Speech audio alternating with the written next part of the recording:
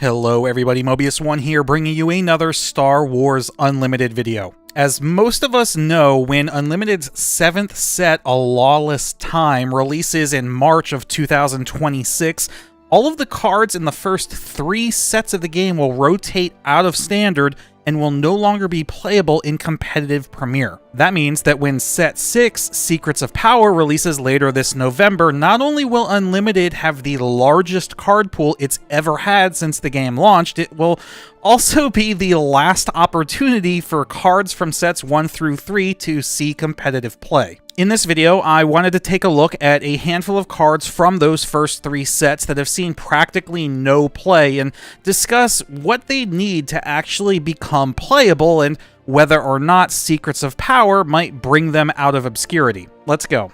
Alright, so the first card on my list is actually the card that inspired me to make this video in the first place, and that is Galactic Ambition from Spark of Rebellion. Galactic Ambition is a villainy-only event that costs you 7 resources and lets you play a non-heroism unit from your hand for free, but then you need to deal damage to your base equal to that unit's cost. The idea behind Galactic Ambition is you can use your base's HP as a resource to allow you to cheat more expensive units into play earlier than you otherwise would, such as Annihilator. The question is whether or not dealing, in this case, 11 damage to your base is worth the 4 resource discount that you get from playing Galactic Ambition. Not only that, but now you're also playing 2 cards instead of just the 1, and you need to make sure you have both of them in hand, otherwise the kind of defeats the whole point. Jump to Lightspeed introduced the event Close the Shield Gate, which did make Galactic Ambition see a little bit of experimentation, although it didn't really pan out. The combo involved playing Close the Shield Gate first, and then on your next action playing Galactic Ambition, meaning the damage that would have been dealt to your base is blocked by Close the Shield Gate, and you take no damage. The problem here is it's an extremely easy combo to disrupt for your opponent. They only need to deal any damage to your base in between Close the Shield Gate and Galactic Ambition to completely shut this down. And on top of that, you now have turned this 2-card combo into a 3-card combo, which makes it that much less reliable to actually pull off. To be honest, I don't really know what the game needs in order to make Galactic Ambition work. Like, maybe a large capital ship that heals your base when played to kind of soften the blow of taking that much damage, but yeah, I don't know. This one I don't have high hopes for, but like I said, it's what inspired me to make this video, so it had to be on the list. The second card from Spark of Rebellion that I wanted to take a look at is BlackOne. As a 6-cost 4/4 space unit, BlackOne has both a when played and when defeated that lets you discard your hand, and if you do, draw 3 cards. This is actually quite a strong effect, allowing you to get rid of potentially useless cards and refill your hand with 3 more off the top of your deck. However, paying 6 for a 4/4 is not great. That being said, BlackOne has seen a bunch of mechanics introduced to the game that could give it the potential to see play with Secrets of Power. Firstly, since Jump to Lightspeed added pilots, all vehicles are worth a revisit because they now serve as a platform to attach pilot upgrades to. Next, Legends of the Force just added the new Rey unit, who is also Aggression Heroism, and has the ability that when you draw her during the action phase, if you have a red lead or a base, which you most likely will, you can reveal her from your hand and then deal 2 damage to a unit and 2 damage to a base. Having BlackOne draw you 3 cards both when played and when defeated gives you a really reliable way of drawing Rey during your action phase. But on top of that, we've already seen the new Padme Amidala leader from Secrets of Power, who has an ability that also synergizes with discarding cards. Her ability says when you reveal or discard 1 or more cards from your hand, you can exhaust her to deal 1 damage to a unit. Now, since this says 1 or more cards, that does not mean BlackOne will be dealing 3 damage, it will still only deal 1. However, that damage could add up over time, especially if you get to deal 1 damage when it's played, and then if it survives to the next round and Padme Amidala readies, you can do another damage when it's defeated. Is this going to be enough to make BlackOne playable? Who knows, but like I said, I think it gives it potential. And lastly, from Spark of Rebellion, although admittedly I might be a little biased because I really enjoy playing Double Vigilance, I included Bendu. Bendu's a 6-cost double blue 4/7 Sentinel with the on attack. The next non-heroism, non-villainy card you play this phase costs 2 less. Part of the reason Bendu has struggled to see play in the past, besides the fact that he's double vigilance, is because he has such a comparable unit in Obi-Wan Kenobi. They're both 6-cost Sentinel units. They both have the Force trait, which I failed to mention about Bendu earlier when I was going over his card.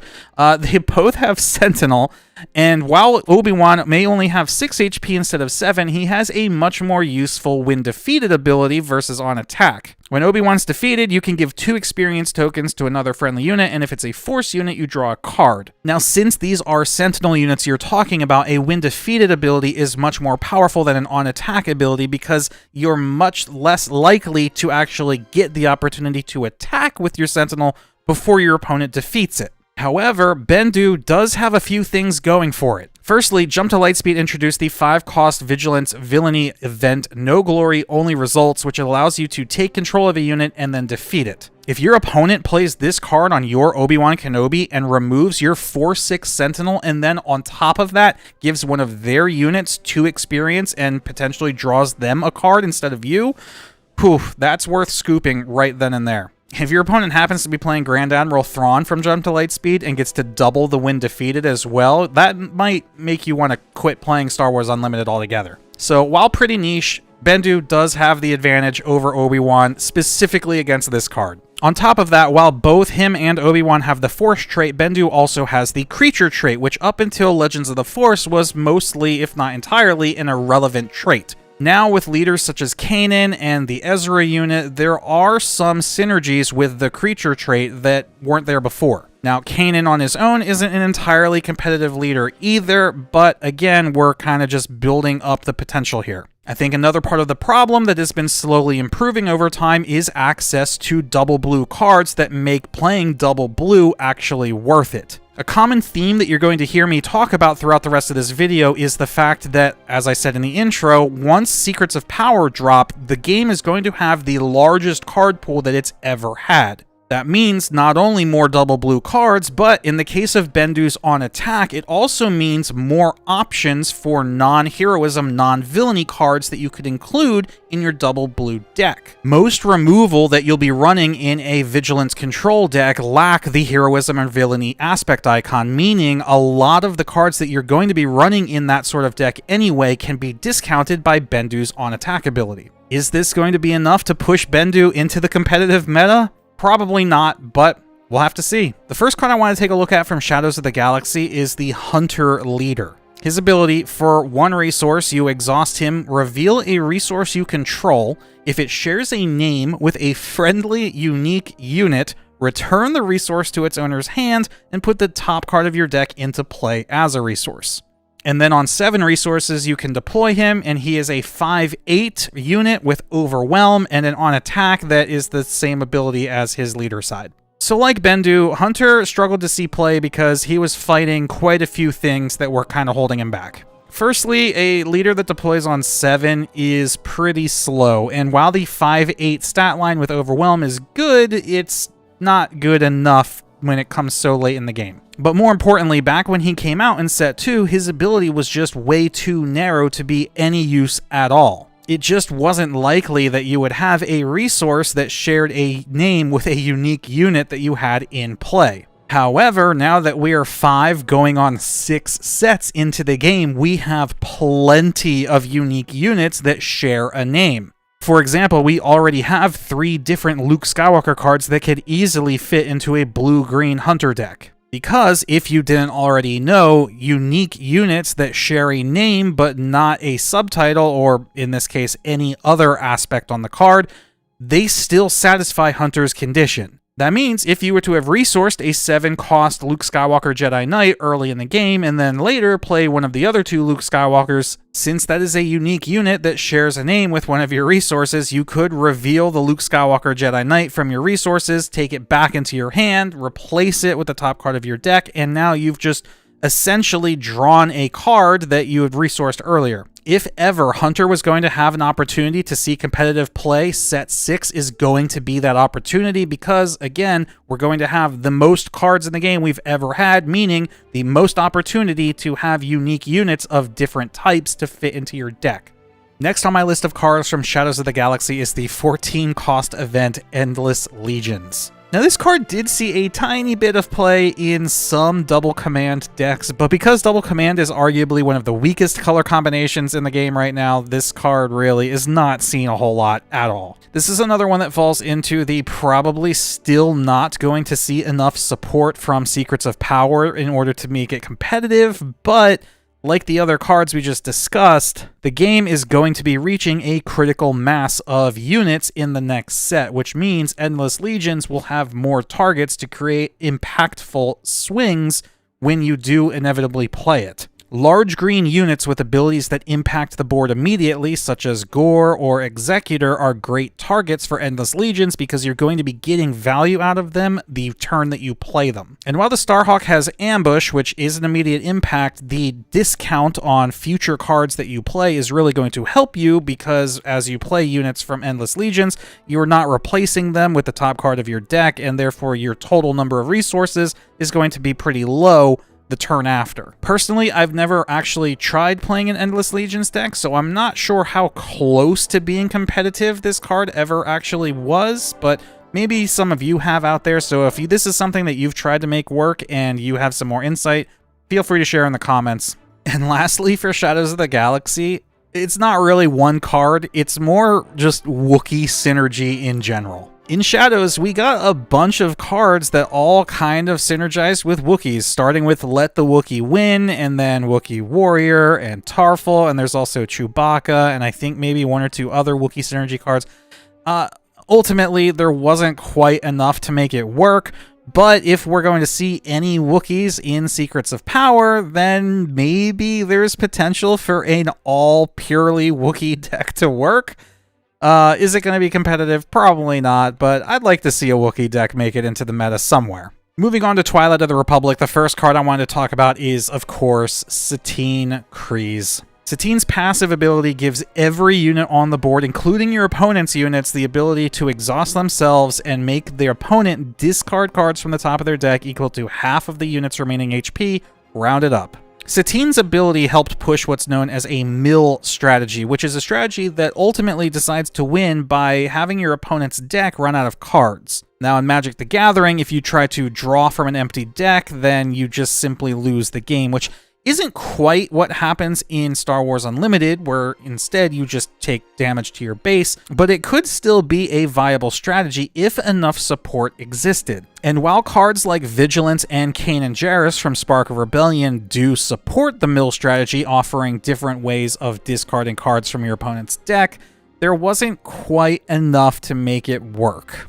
I think if we could get a couple more cards that let you discard cards from your opponent's deck, that it's possible for a mill deck to exist in the meta for a little period of time before Satine rotates, but we'll see. And while I might be excited to see that, I can see a whole lot of people who would rather that not be a thing. Next up from Twilight of the Republic, I have Shockti here, but really Shockti is meant to represent the idea of buffing token units in general. When Twilight of the Republic launched, we were introduced to the Battle Droid and Clone Trooper tokens, which Shockti both creates a Clone Trooper on attack and also just passively buffs all friendly tokens by +1/+0. And then, of course, in Jump to Lightspeed, we've seen the addition of TIE Fighter and X-Wing tokens, and even though the synergy might not really exist between like a Force Jedi Republic deck and a Space Token Unit deck, the fact that Shockti's ability does also buff those tokens meant that there does exist a weird sort of like mass token deck strategy where Shockti and a couple other cards all kind of work together to make these measly 1/1s and 2/2s into much larger threats. Or maybe just slightly larger threats. But it's worth mentioning that we've already been spoiled that in Secrets of Power, we're going to be getting a 5th type of token unit, the Spy, which is a 0/2 with Raid 2. Meaning Shockti turns it into a 1/2 with Raid 2, so it's a token that attacks as if it's a 3/2, which is quite strong. And we've also seen a way to generate these spy tokens with the new I Am the Senate event, which for 6 resources gives you 5 spy tokens. And I know you're saying, Mobius, Shockti is command heroism, I Am the Senate is command villainy. You're not going to be running those together.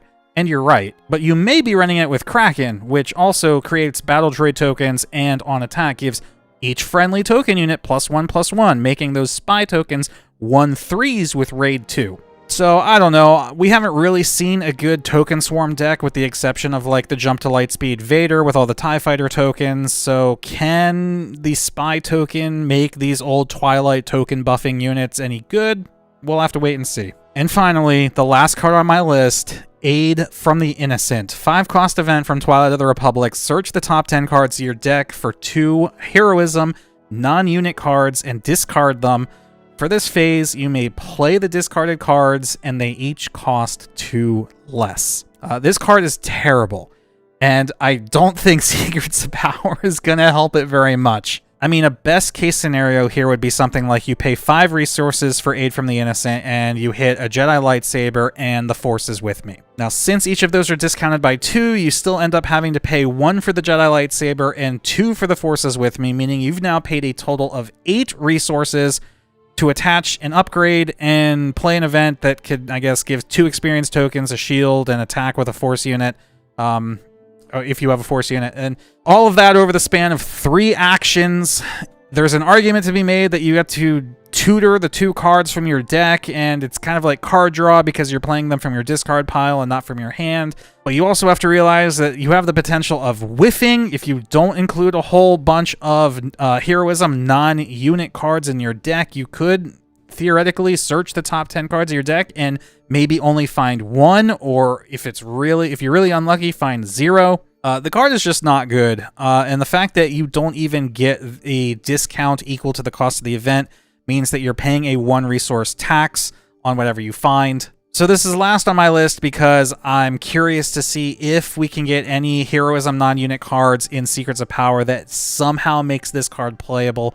I'm not very optimistic about its chances, but maybe I'm wrong. But there you have it, 3 cards from each of the first 3 sets in Star Wars Unlimited. We're going to have to wait and see if any of the cards coming in Secrets of Power make those competitively viable. I'm curious to hear from you guys in the comments both what tools you think the cards I've showed off here actually need to be competitive, and also what cards you think could have made this list. What cards from sets 1 through 3 see little to no competitive play that may have a chance with Secrets of Power. I look forward to reading your guys' comments. Please leave a like if you enjoy this, and subscribe for more Star Wars Unlimited videos from me in the future. Check out my Discord, link to that in the video description, and I look forward to reading your comments. So that's it for now. Thank you for watching. Mobius1 here. I'll see you in the next one.